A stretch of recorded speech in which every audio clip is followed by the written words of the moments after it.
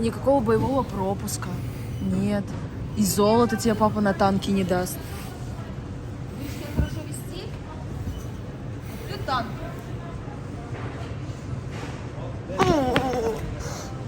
Как хочешь.